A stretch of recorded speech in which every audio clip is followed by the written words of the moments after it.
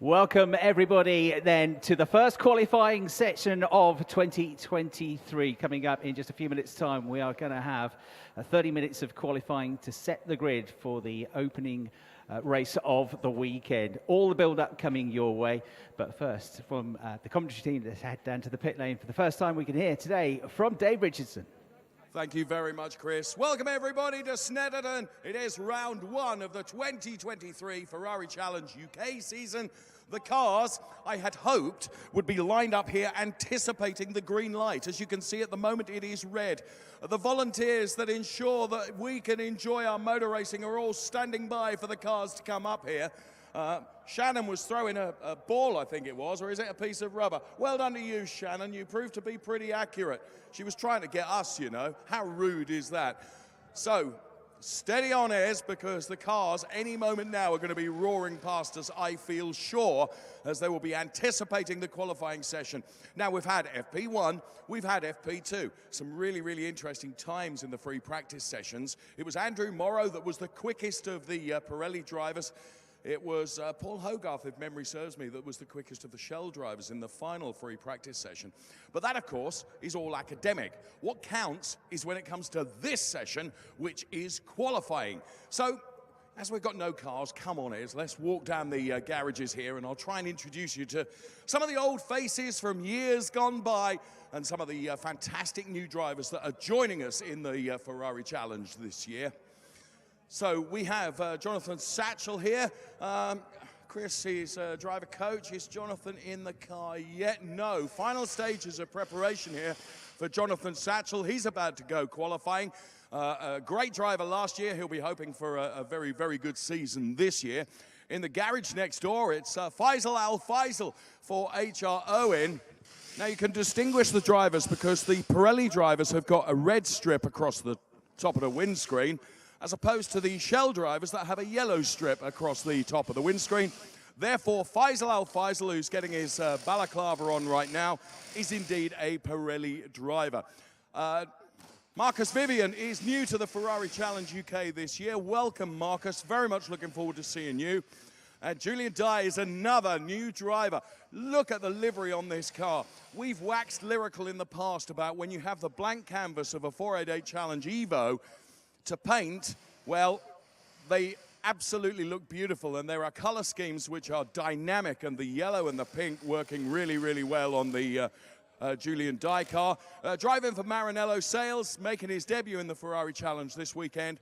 Big welcome to you, Julian, and good luck. Alongside him is Stuart Marston. Now, Stuart in a state of urgent preparation. As you can see, he's actually in his 488 Challenge Evo, ready to get out there and rock and roll for qualifying and try and put the car P1 within class. Will he be able to do it? Well, he was well worth looking at during the FP sessions. We continue our way down the grid, and Robert Rees, another new driver into Ferrari Challenge this year. We wish you well, Robert, for this, his very first qualifying session. Crash helmet is going on. He's driving for the Dick Lovett team. And right next door to him is the guy that was fastest in FP2. He's just at the back of the garage, getting himself ready for qualifying. It's Andrew Morrow. Will he be P1 at the end of qualifying? We will see. Chris and Adam. Very much indeed, Dave. Yes, indeed, Andrew Morrow, quickest in both of the free practice sessions on the build-up to this qualifying session. So we are here at Snetterton using the full 300 circuit, almost 3 miles long. Qualifying one, the first of the main competitive sessions this weekend.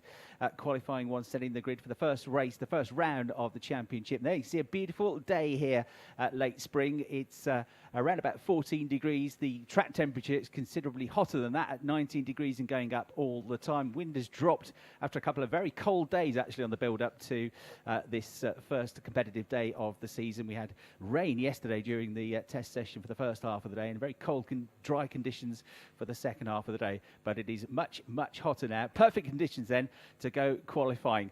Let's then have a look at this Snetterton 300 circuit from an on-board point of view. This is on board with Graham Dizil, who's one of the key competitors in the Trofeo Pirelli category, number 19. This is the run into turn one at Rich's corner. Easy to get it wide here, run off onto the grass, or worse still into the gravel trap. And then this is a potential overtake when we get to the race as they hit the brakes and go down into the hairpin at Wilson. Slowest corner on the lap, accelerate out of there. You've got a slight uphill run then into the left-hander at Palmer.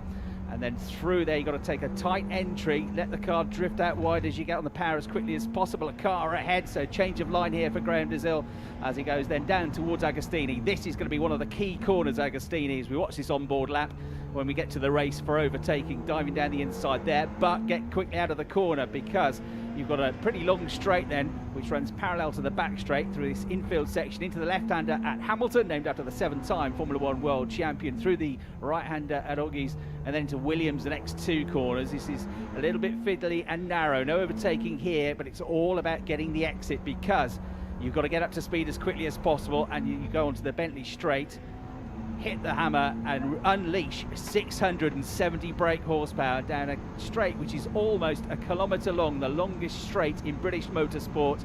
Absolutely flat out down here, then powered by these 3.9 litre V8 engines into the S-bend section, the left at Brundle, the right at Nelson, then the bomb hole coming up, which is a cambered corner, cambers and dips to the inside here, so plenty of grip. You huck up a wheel on the curb on the inside, and then you go towards the brilliant Coram curve, this hugely quick right-hander towards the end of the lap. Hold it on the throttle here, and then as you're still turning, you're braking then for the first part of Murray's, the last sequence of corners, through the left here, onto the curbs. It's a slight kink coming out of here, uphill straight up the centre straight. You charge over the finish line, and hopefully you've got yourself a good lap at the head of this qualifying session. So that's an onboard lap of this wonderful Snetterton circuit, which has got a bit of everything. Fast corners, long, fast straights, but also some tight technical corners. So you've heard from Dave Richardson down in the pits. Your commentary team for this weekend are me, Chris Hartley, and alongside me, so good afternoon to Adam Weller. Good afternoon, Chris. Excited to bring you this qualifying session. As you can see, we are already green, 27 minutes and 52 seconds of the half-hour quali session left on the clock, but we are yet to see anyone exit the garages, so we are just awaiting our first on-track action out there on circuit. But as the graphics alluded to, as you saw on that onboard guide lap with Graham Dazil as well, really perfect conditions out here at Snetterton today. Of course, ideally, sometimes cooler conditions breed slightly quicker lap times, but in general, I can't think of a better day that you'd want to go around in a Ferrari 488 Challenge Evo machine. No, it's just perfect. It's not too hot that it's going to cause the drivers too many issues. Although, bearing in mind, you're inside the cockpit of one of these cars, it's about 30 degrees higher than the ambient temperature. So if it's 14 degrees outside the car, inside the car, you are looking at closer to 40, 45 degrees, and you're wearing, unideal clothing really for those sorts of temperatures. You're wearing a helmet, you're wearing gloves, you're wearing fireproof underwear and undergarments, and it's very, very hot in there in these cars, or can be at least. In these sorts of conditions. So hard work for the drivers, 30 minutes of qualifying coming up, and this will set the grid for the first race of the weekend, which is coming up this afternoon. Tomorrow we'll have a separate qualifying session to give us the grid for race 2. And the first driver out, as you can see, is number 15, Stuart Marston, who is one of the Coppa Shell drivers. Just to explain for those of you new to the Ferrari Challenge UK, all the cars are identical, but there are 2 categories of drivers. Trofeo Pirelli, their names and numbers are marked with red ident on the graphics, and then with yellow idents are the Coppa Shell drivers.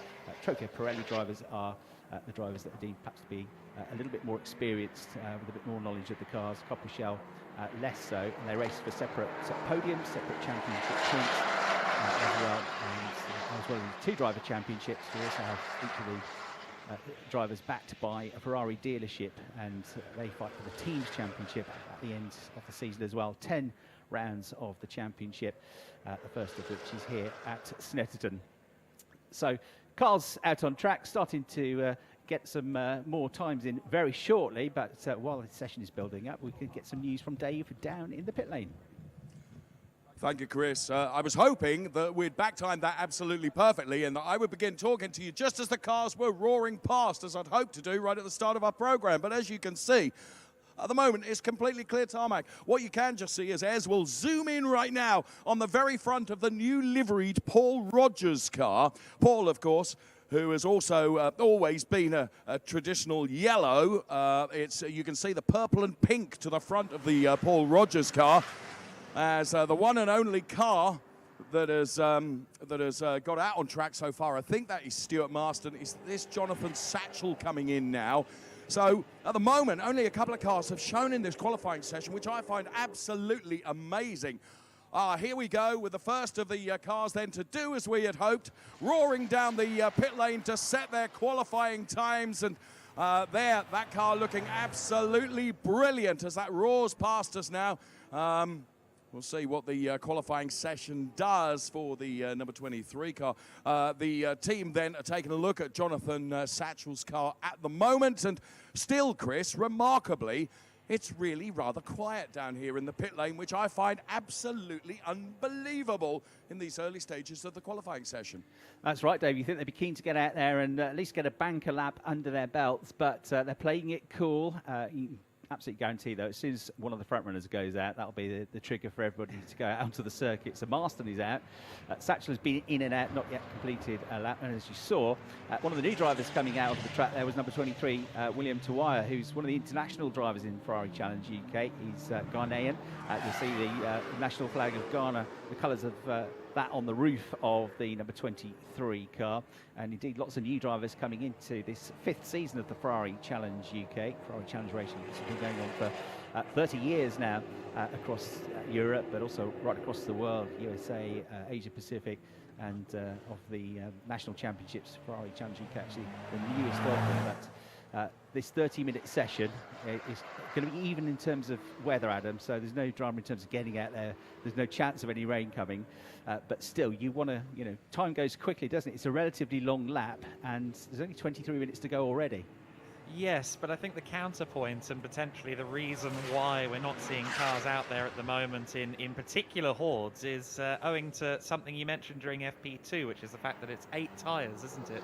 The allocation in the quali or both qualifying in both races. That's right. So I think there is an element of tyre preservation going on here. You don't want to consign a set of tyres to the echelons of history before you even start the first race of 2 when you've only got a total of 8 tyres to play with. So I think there's a lot of strategic thinking here, a lot of conservative play from a few of our drivers to wait until the latter half of this qualifying session, see what targets are already there, what targets have been set by drivers that have gone out in the session, and only show your hand properly in the second half of the session. Looking at number 7 on the screens, Jonathan Satchel, who is one of the drivers in the Coppa Shell category. His third season of the championship, his best result so far in his campaign here at Snetterton last year with the 2nd place finish in one of the races. Just to give you a benchmark in terms of what's going to be a competitive time in qualifying then, free practice 1 this morning, a couple of hours ago. Andrew Morrow, number 4, was quickest with a 1:53.5 ahead of Hans Sickins and Carl Cavers. Paul Simerson set the pace in terms of the Coppa Shell drivers, 4th overall. But then it was even quicker in free practice too. Andrew Morrow with a blistering lap towards the end of the session, 1:52.677 seconds. It was a second clear of H. Sickins, and Carl Cavers was 3rd quickest with, again, close efforts from the best of the Coppa Shell drivers. And Dave said it was Paul Hogarth who was the quickest Coppa Shell driver, 6th overall in free practice too. A note as well, it's going to be a notable absentee from this one, Carl Cavers, who was right up there and is having his first full season of the championship after really impressing on debut midway through last season. Carl is going to have to sit this session out, unfortunately, so he's one of the top 3 in both free practice sessions, but he won't be out in qualifying, and that means we're in, I think, for a treat this afternoon, because whatever happens in this qualifying session, Adam, we're going to have a very quick driver, Carl Cavers, having to come from the back of the grid. I've already seen Carl in negotiation with a couple of Coppa Shell drivers to kind of say, look, if and when I come up behind you in the race, can you please not, have an incident? I've even seen a couple of the drivers come up to him and assure him that there won't be an incident as well. Smart thinking. Mutual respect among the drivers in the paddock. But yes, indeed, Cavers is going to have a lot of work to do since he can't take part in this qualifying session. And yes, grandstand viewing, and I dare suggest an easy car to follow during our broadcast in the race. Yeah, you won't miss him. It's a red Ferrari, but with luminous yellow trim on it. Speaking of which, here's another one with luminous yellow trim and wing mirrors. It's the number 13 car of Robert Rees, who was impressive this morning. This is his debut in Ferrari Challenge UK, and he was one of the quicker drivers in the Coppa Shell category, particularly free practice one, which finished as the third best of those drivers. We've only had one lap time set so far, and that is by Stuart Marston, 1 minute 56.882. He's done a personal, an absolute best in sector one. Jonathan Satchel, I think, is about to go quicker in the number 7 car, because he crosses the line now and goes second. In fact, he's not quite there. Lost out in that final sector, so he's second, but he's 4/10 down with a 1:57.3. The only other time that's been set is William Tuwaya and the Ghanaian with car number 23. Not a particularly quick lap yet, a 2 minute 6, but it's all going to be crammed into the second half of this session, and that's all got a bit tight and messy down at the Wilson hairpin. It's sent Graham Dizil off the road. You saw his onboard camera, and then getting going again, but with some fluid coming out of the car, I'm afraid, there after some contact with William Tuwaya, and that is part of the reason, Adam, why you want to get a lap in early, because if this happens, by the time they get those cars back to the pits, if they can get back out again, there's not going to be a lot of time left, and they've not got a lap time under the belt yet.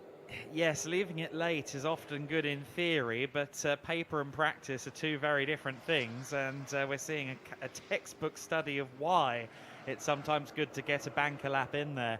At the moment, as you say, William Tuwaya might be laying down some fluid there. Looks like there was contact between himself and Graham Dizil, and that is unfortunate for both parties.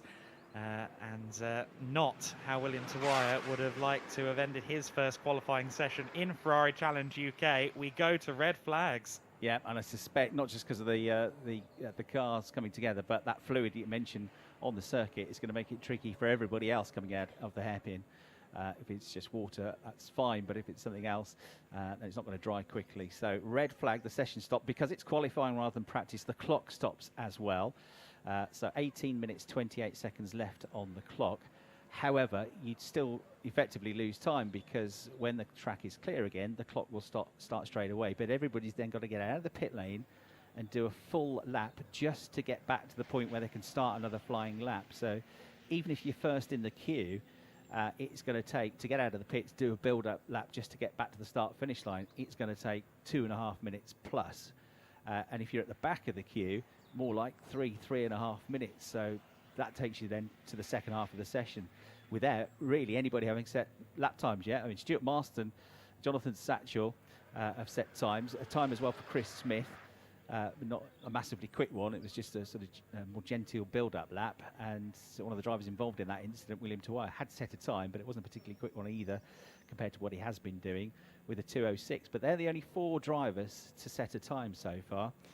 Also, Adam, we have the prospect of, we know Carl Cavers is going to be at the back of the grid for race 1. We know how quick he is, but we know that we've got ex-Formula 3 racer from the 1980s and a driver that's been involved in this championship for a few years, both as initially a Coppa Shell driver and championship winner, now a Trofeo Pirelli driver over the last couple of years. Graham Dizil, who's going to be coming from potentially near the back of the grid as well. So all the cars are heading down in the pit lane.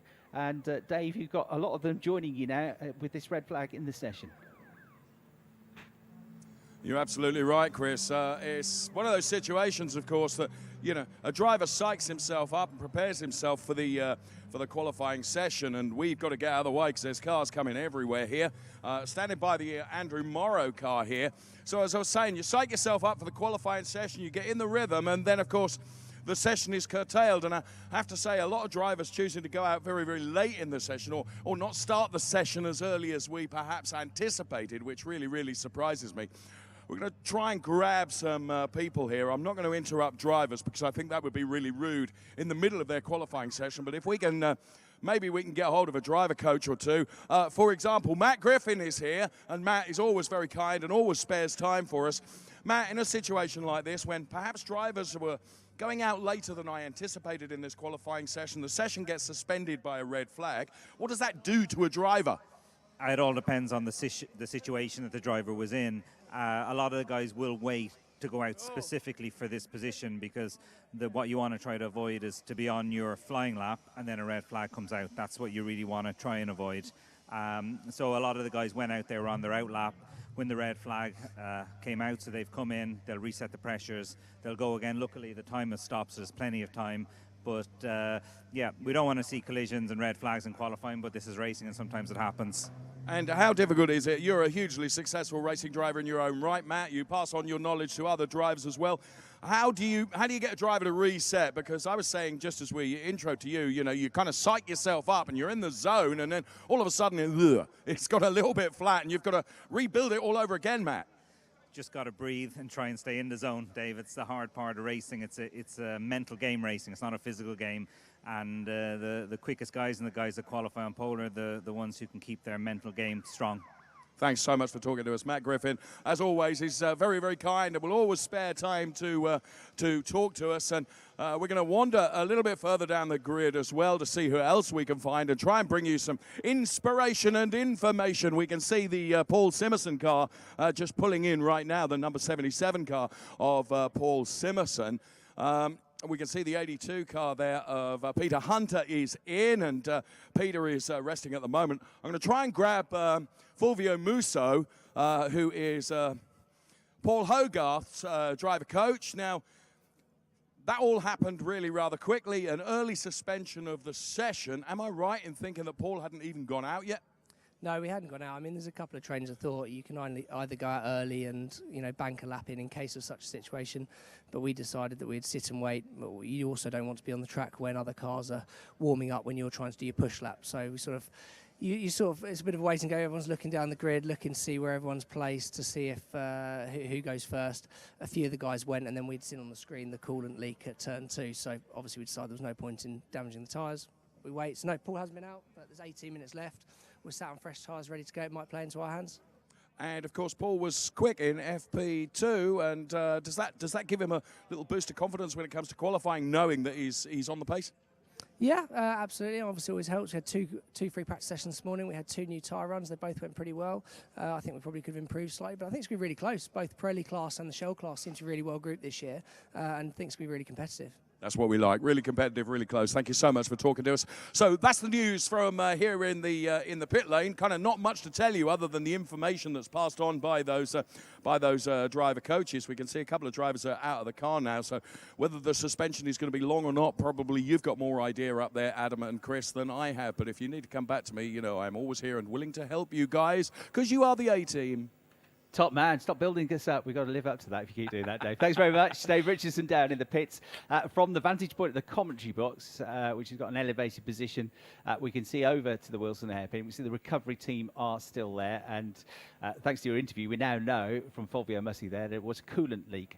So cars being collected on flatbeds and unlikely, I would say, due to get back into the session. Session due to restart at 1:15, we're told. So there are the standings. So far, 4 drivers have set a lap time. So far, provisional pole position for number 15, Stuart Marston. Second quickest, Jonathan Satchel.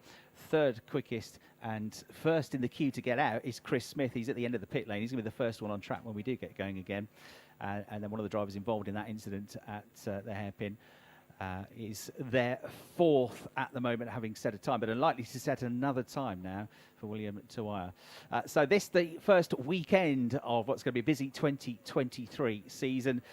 First 2 races of the year here at Snetterton, and then in 3 weeks' time we're going to be heading to Alton Park for rounds 3 and 4 of the championship on the 19th and 20th of May.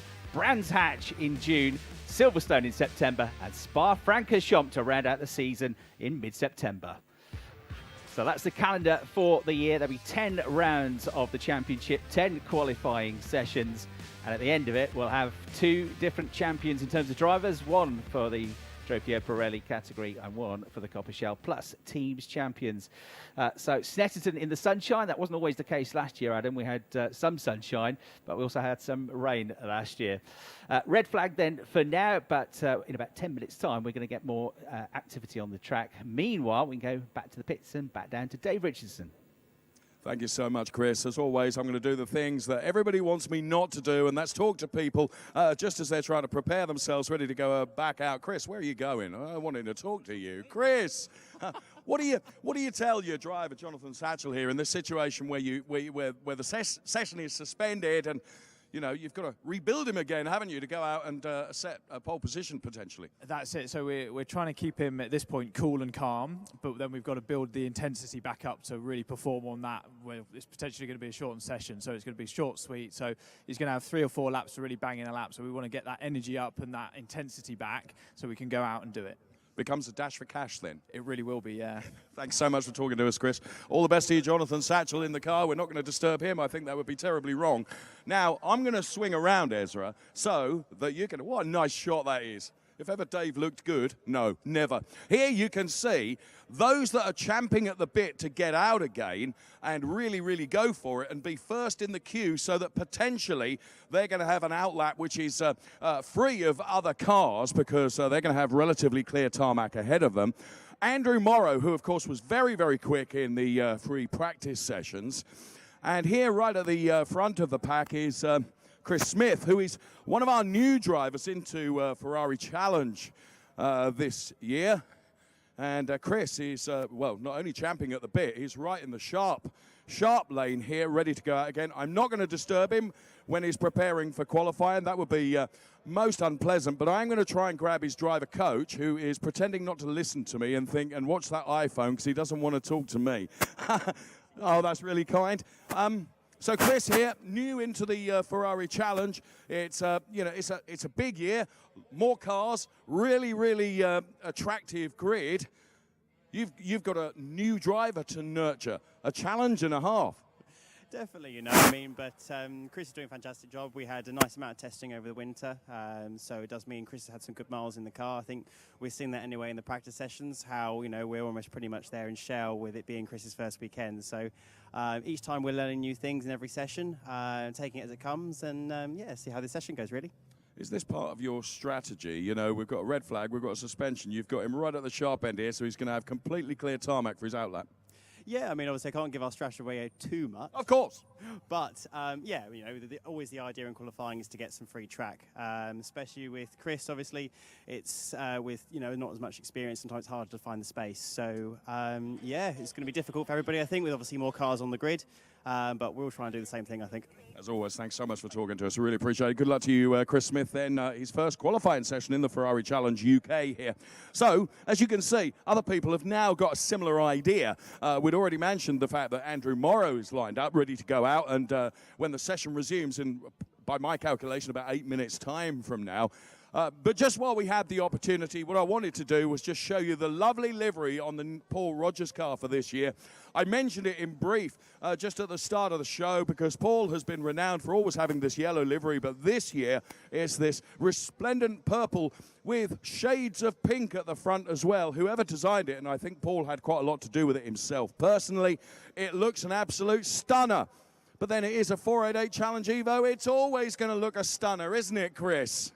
Not bad, is it? Not bad at all. Yeah, we chatted, Dave and I, to Paul Rogers yesterday. He was one of the British drivers that took part in the Ferrari Finale Mondiale in Italy at the end of last season, kind of world championship of all the drivers from all the different Ferrari Challenge championships come together. He raced at Imola and you know, enjoyed that experience. But he said, you know, there were a couple of other yellow cars appearing, and I wanted to stand out. I wanted to be unique, so hence the new livery on that car. Paul Rogers second in the Coppa Shell Championship, and very close to winning it last year. So an empty track for now, but we had a very busy track in our second free practice session just an hour ago.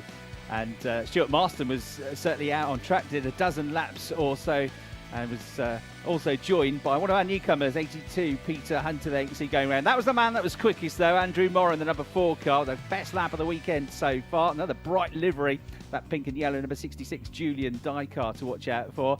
Andrew Morrow put in a 1 minute 52 to go quickest towards the end of the session, 1:52.5. And that could be good enough if he can repeat it to get onto pole position for this session.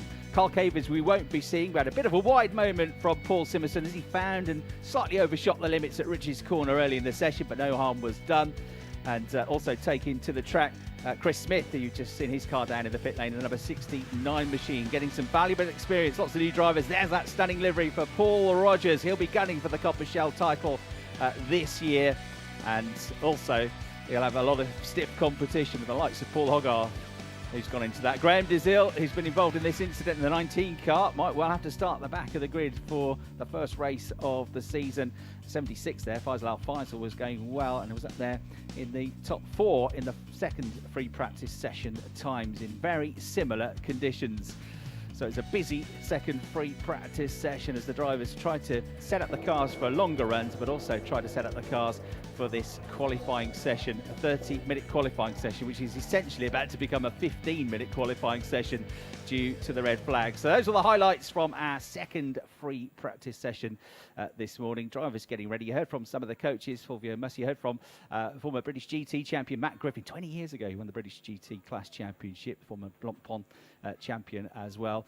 And Charles Rainford, you heard from as well, who's very experienced for a very young driver, exceptionally quick in both old and new machinery, background in historic racing, but racing modern day GT cars these days, and one of the exemplary driver coaches that we've got here this weekend. So Adam, one thing's for sure, it's quiet now, but this is the calm before the storm. In less than 4 minutes time, it is going to go absolutely ballistic out on track, isn't it? Absolutely, yes. I don't think we're going to have any repeat of the kind of slow preamble we had in the first half of the session. They're going to be eager to get those lap times on their belts now. We've seen kind of the argument against a wait and push at the end strategy with this red flag. So I'm sure lots of drivers will be sent out ASAP once we are rolling in just over 3 minutes time. Of course, provisional pole of 1 minute 56.118 belonging to Stuart Marston. It was a mid 152 that secured pole position last year here, a 152.5 for H. Sickens, and we've already seen a 52.6 in free practice today. Stuart Marston, interestingly, one of the many drivers in this paddock that reminds you of the diverse backgrounds we can have people come into racing from. You may note on the side of his car, you may have seen in those highlights that his livery is adorned with Liquid Leisure Racing. Now that's because he has a business that specialises in water sports, Liquid Leisure Windsor, and he himself is a multi-time national and European wakeboarding champion. That's right. Yeah. You get all sorts of people coming into the world of motor racing. It's always interesting when you see sports people come into motor racing, though, isn't it? Because they obviously are from an athletic background already. They've already got that mindset for competition. Yeah, exactly. So when someone like Marston, who comes in as a multi-time champion in a completely different field of sport, it's very interesting to see how they adapt to racing. Yeah, you're absolutely right. We've spoken to Stuart about that in the paddock last season, and it's absolutely right. It's a completely new discipline for him, but you take that sporting brain, that concentration, that level of ability to adapt and learn quickly, and he's certainly been doing that. So we're looking for a big improvement on what was already an impressive first season. He was 6th in the category last year. Looking at Paul Rogers now, who was oh so close, came to within a handful of points of winning the Coppa Shell category last year. So he's one of the drivers that will be keen to get out there very shortly to set a time. We've been talking about Andrew Morrow, talk about diverse backgrounds. He came into this championship last year, got his first win in his second weekend of the season here at Snetterton last year, from the back of the grid, I would add as well. And he did that in not just his second weekend of Ferrari Challenge UK, but his second weekend of racing anything. He's got no race background before. He's just a natural talent. Speaking to his dad, Philip, yesterday, and he said, you know, all he used to do was go around our fields. We're farmers by trade. He'd go around our fields on a quad bike. That was his only experience, but he's been really impressive. He went out there and competed to a high level at the Finale Mondiale as well last year, and second in the championship his first season last year. Was absolutely brilliant. So he's got the bit between his teeth so far in these 2 free practice sessions. He'll be one to watch in the Trofeo Pirelli category, and as will H. Sickens, who was right up there in the top 3 of the championship last year. Last year's champion, Lucky Kira, 2-time champion in Ferrari Challenge UK. He's concentrating on racing in the European Challenge this season. And Jason Ambrose, who won the Coppa Shell category, his first time of asking in 2022, absent this weekend, but hoping to recover and get back in the car and join us later in the season. So lots of new names, but some quick returning drivers as well to watch during the course of this season. Let's head back down to the pit lane now, though, and Dave Richardson. Oh, I am in really the hot seat now, because all these cars are going to roar into life any moment now and scream up this pit lane, ready to get this shortened qualifying session underway. Faisal Al-Faisal in the number 76 car, you can see, is just being belted up. The big harness is going on here. Already cars are coming down the pit lane. There is John Dillon in car number 61, heading out onto the track to set his qualifying time. Faisal Al-Faisal is just about ready to go. The door is being closed on the Faisal Al-Faisal car. I'm going to get right out of the way here, otherwise Faisal, despite being a lovely man, he's going to run me over. Hold on, Faisal. And the number 13 car of Robert Rees making its way down the pit lane. There goes Faisal Al-Faisal. Come on, let's live dangerously here as we go down these grid of cars. The really rather understated Marcus Vivian, number 28 car, will be coming out into the pit lane any moment now, I would suggest. And the beautiful colours of Julian Dye, you can see, being prepared as well, ready to get out there and get this somewhat shortened qualifying session underway. So the window net is going on. We're watching live just as Marcus is going to be going out onto track to get his qualifying session underway. We're being told by his engineer, start your engine. Come on, let's get going for qualifying to set the grid for race 1 to come a little bit later this afternoon. Next in our queue of cars is Julian Dye. This absolutely beautiful yellow and pink car. Julian is new to the Ferrari Challenge this year, and we're thrilled that he's here and racing. We keep well out of the way. Watch yourself, Ez. My cameraman nearly gets run over as Julian Dye then heads up the pit lane. Who's next in the queue of brilliant cars? I was going to say it's Stuart Marston. Stuart, you're out of the car. What's going on here? I've put in a quite a good lap for myself, personal best, so it's 56.1. It should be good for about 10th, 11th place. So I want to save the tyres really for the main race later on today. So I've got 4 laps on these new tyres, and these guys now are all going to be fighting. So fingers crossed, see what happens. Thank you, Stuart, for being so honest with it. Stuart Marston is deciding, Adam and Chris, to save his tyres to give him rubber longevity in the race. Will that pay off? Only time will tell. Back to you guys. Thanks very much, Dave. Yeah, Dave really in the thick of the action there, and just that sense of urgency as soon as the green flag was waved, and half a dozen cars straight out there, now about to start their first flying laps, having gone back round to the start-finish line. That's Paul Rogers, who was one of the first ones in the queue. So Stuart Marston, no, not going to take any further part on track. And it's because, as he said, saving the tyres, they get allocated 8 new slick Pirelli tyres to last the 2 qualifying sessions and 2 races. And one of the downsides of having actually a nice day here after what's been a pretty awful month weather-wise in the UK, a nice warm day, is that, of course, a hot track is less kind to the tyres. So you've got to look after the tyres, you've got to make them last in the race. He doesn't think he can go much quicker anyway, so it's a pretty smart move from Stuart Marston.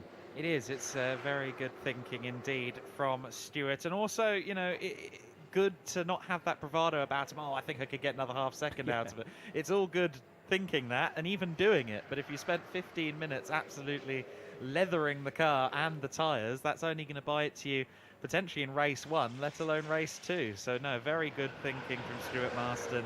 And he is one of the drivers, incidentally, who has kind of presented himself as a pacifist to Carl Cavers when Carl surges through the order. Well, that's what he says. Yes, we'll exactly. See. There's Andrew Morrow. He's the one to watch because he's gone absolute best in sector 1, absolute best in sector 2. The lap divided into 3. He's coming out of the bomb hole. He surely is going to go to the top of the times. Early days, of course, but time ticking fast now after that delay to the session with the red flag. Paul Rogers is also going well just behind him on track as he goes towards Coram Curve now in towards Murray's. At the final corner comes the driver that's been quickest in all the sessions so far. Paul Rogers 3 or 4 seconds behind him on the track, but it's Morrow that's going to get to the line first in the number 4 car, the red car with the white stripe down the middle. Across the line goes Andrew Morrow. Stuart Marston was on provisional pole, no longer, because a 154.4 from Andrew Morrow puts him to the top of the times. You followed the progress of Paul Rogers, who's there with his lights ablaze now, about to try and find a way past Peter Hunter through Rich's corner. He's the driver that's gone second, 155.7. So Stuart Marston drops down to 3rd place at the moment, but times are going to get quicker than this, aren't they? We've got into the 152s earlier on, and I think we're probably going to have to get somebody into at least the low 153s to have a chance of pole position. But a good lap from John Dillon has put him second for now, 155.3 in car 61. So he splits Morrow and Rogers. I think everyone hoping, and probably rightly hoping, that they're going to get some time now to find their time, find their footing without any further interruption. Certainly Morrow is finding his feet at a rate of knots. Also about to see the first flying lap from, well, I was going to say first flying lap from H. Sickens, but he'd actually just let Morrow past, so Sickens being very courteous there. Of course, Sickens was our pole sitter in the dry last year here at Snetterton. And Morrow again on a fast lap. No longer the absolute best though, because Dylan has just set a fastest first sector. Morrow a little bit off his second sector pace. So John Dillon in the 61 car could be about to try and snatch that provisional, and emphasis on provisional, pole position away as Morrow slides it out of the bomb hole. Certainly hasn't given up on this lap himself. Yeah, impressive start to the lap that from Dylan with that fastest first sector time, number 61, 10th at the moment, but surely going to go higher. We're watching the progress though of Andrew Morrow trying to better his own time, quicker than himself in the first sector, down a little bit in the middle sector, over the line as he hauled it back enough to get even quicker. Yes, 1:53.745, the new benchmark time. That puts him 1.97 for Rogers, who bettered his own time last time around. Rogers crosses the line slower on that lap. Marston's still there in third place, but he's in the pits as we know. Jonathan Satchel's gone fourth quickest with a 1:56.4 in the number 7 car. And then we've got 69 Chris Smith up there as well, but it all changes because Dylan completes his lap, does a personal best in the last sector as well, and the 61 car goes second onto the provisional front row of the grid with Andrew Morrow. So one ultimate best, a purple sector, first sector, one off his own personal best, and a PB in sector 3. So a bit of a mixed lap from John Dillon. Incidentally, he had his previous flying lap deleted because of track limits as well, which we saw from him a couple of times in FP2 as well, so he needs to be careful. But we are seeing further improvements from Morrow in the number 4 car then. Already fastest first sector of anybody. Heading out onto the Bentley straight now through Williams is Morrow, and we expect to see more improvements from him. Improvement from number 6, Paul Hogarth, his new green and black livery for the year. He's just going towards the hairpin at turn 2 at Wilston.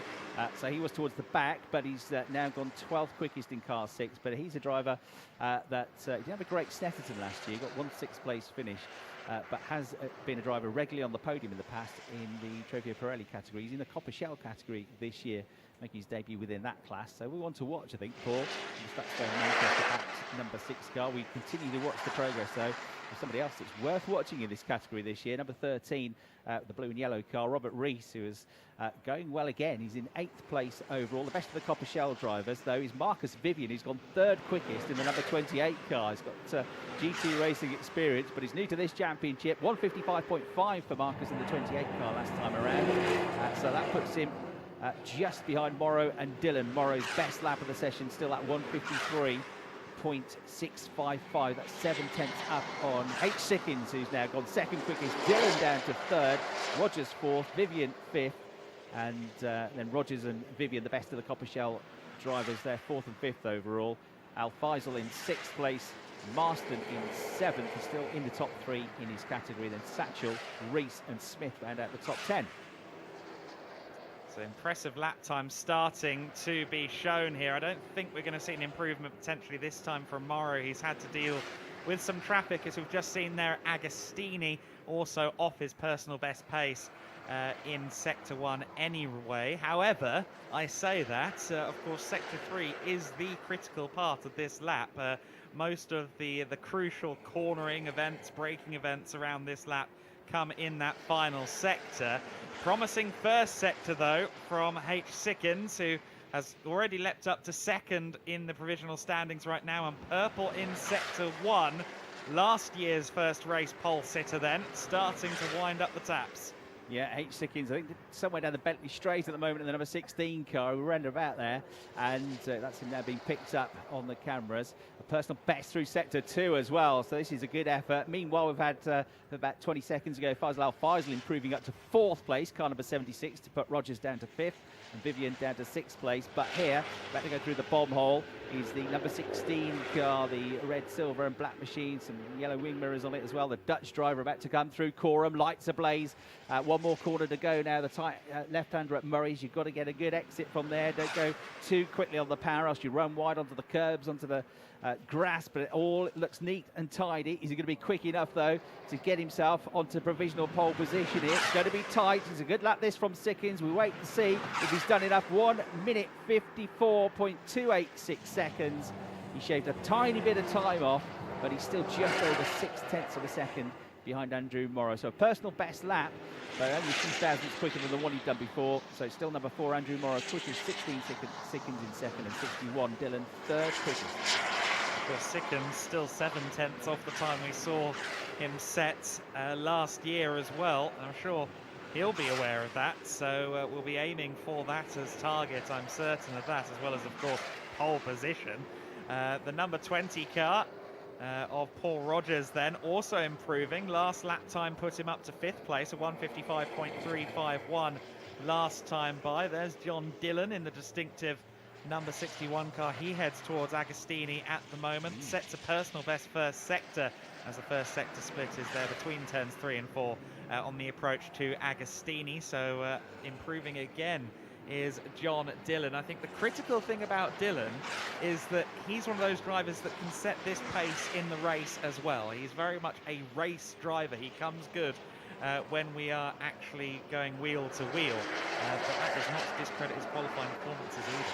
That now driver with plenty of experience in these types of cars, racing in the Ferrari Challenge Europe as well. In fact, he was racing in that championship last weekend and got unlucky to get the podium finish. So John Dillon down the massively long Bentley straight now. Full chat, unleashing that V8 engine, and then hard on the brakes, hard on the tyres down through the S-bend section, through Brundle and Nelson. And through he'll come. What's the second sector looking like so far? Pretty good. Morrow still the driver to beat. Sickins, Dillon with their times getting closer to him now, pushing on. Dillon, third quickest, just needs to find 2/10 of a second to get himself onto the front row of the grid. Actually, ironically, he overtook a slowing Sickins midway through that lap as well. He heads over the grid hatchings now, about to fire himself over the lines. He's going to be good enough to get onto the front row of the grid for John Dillon. Yes, it is. He goes second quickest. Excellent effort that. So the 61 car, 1 minute 54.252 seconds.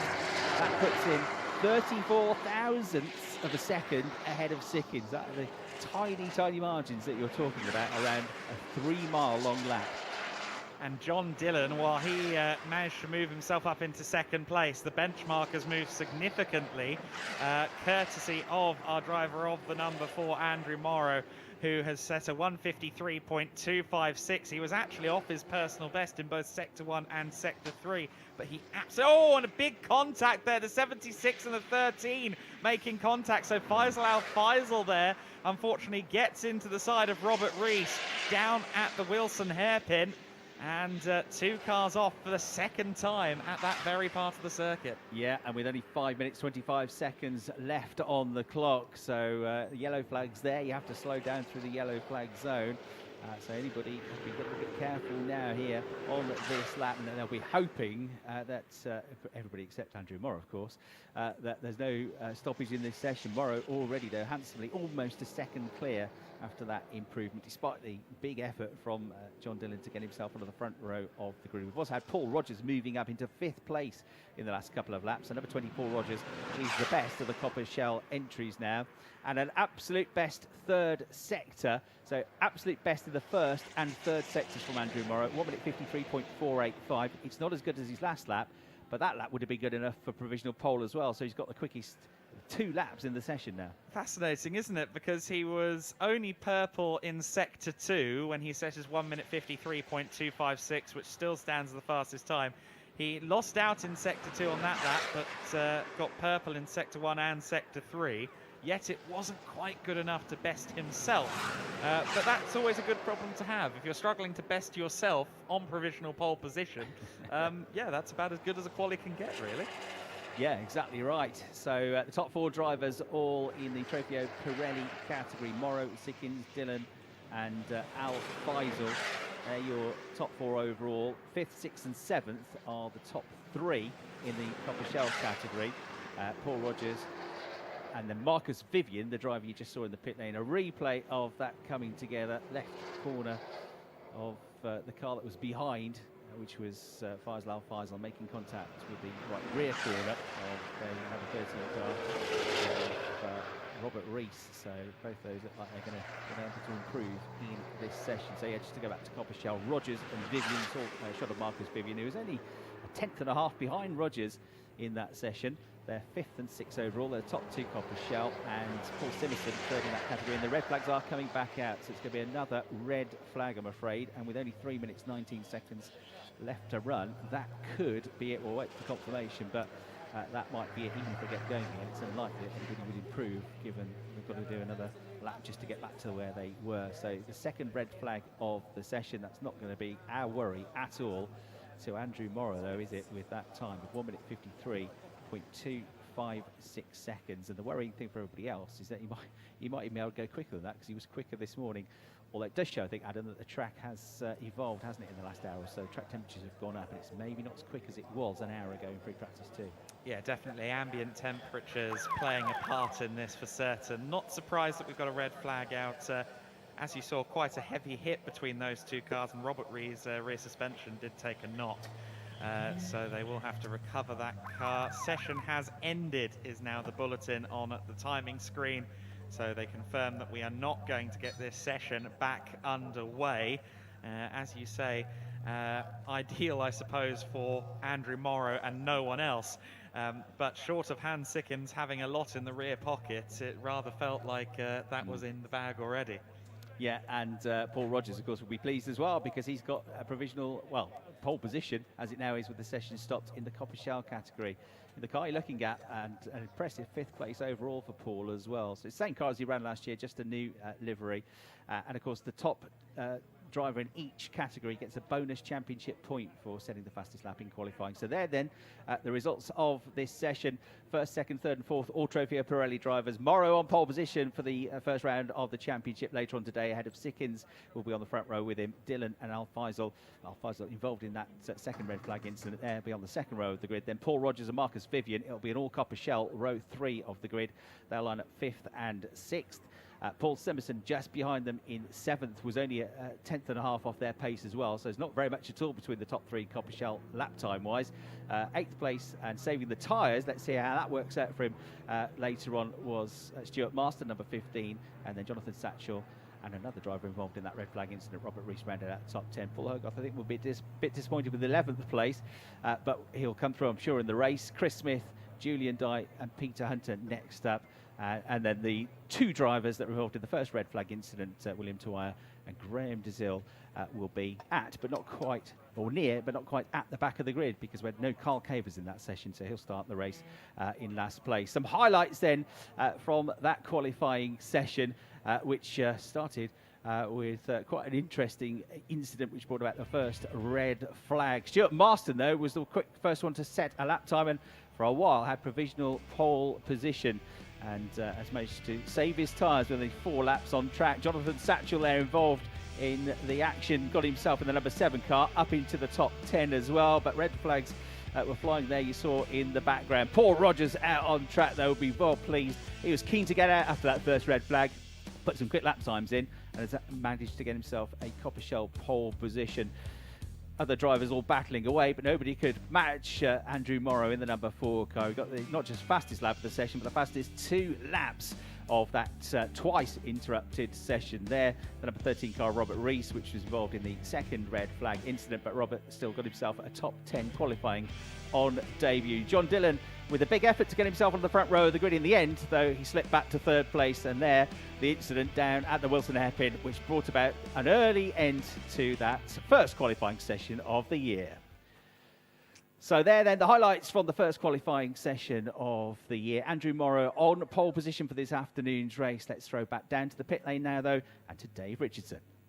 Thank you very much, Chris. I was chasing up the pit lane for Andrew Morrow, but as you would expect, he's quicker than I am. However, Paul wasn't, and I managed to get Paul Rogers quickest in Shell. What a qualifying session that was, Paul. Yeah, it's a bit tight out there. Still a lot of cars compared to what the last few years, and And of course, with the red flag earlier on, we all got compressed into a 15-minute run. So there were some slower cars and there were the faster cars, etc. But I was really lucky to get a gap, and I got out there and hit it. And the track's actually slower than this morning, so I didn't think I was driving very quickly, but it was fine. So I'm so pleased. On your day, Paul Rogers, you are utterly unbeatable. Everything came together for you today. Have you been working hard over the closed season? No. You always get honesty with Paul Rogers, so it's all down to the new colour scheme. The new colour scheme is actually, people take the mickey out of it. Oh. Yeah. 'Cause I can't imagine who. A lot of pink, you know who. Paul Simerson, of course. He calls it my pony or little pony or something, but actually no, it's the purple fox. I see, the Purple Fox. Well, many congratulations to you. Pole position in class for you. We look forward to a good race this afternoon, Paul Rogers. Yeah, looking forward to it. Thank you. Thanks as always. Paul Rogers talking to us then. I'm looking now to see if I can see Andrew Morrow anywhere, and I can't. I think he disappeared with the car into Parc Ferme, so I regret to say that probably I have failed you and I've not brought you the overall pole sitter, which of course is Andrew Morrow, who did a fantastic job, so I'm sorry for that. All I can tell you is that the scene is set for what is going to be an excellent race to come a little bit later on today.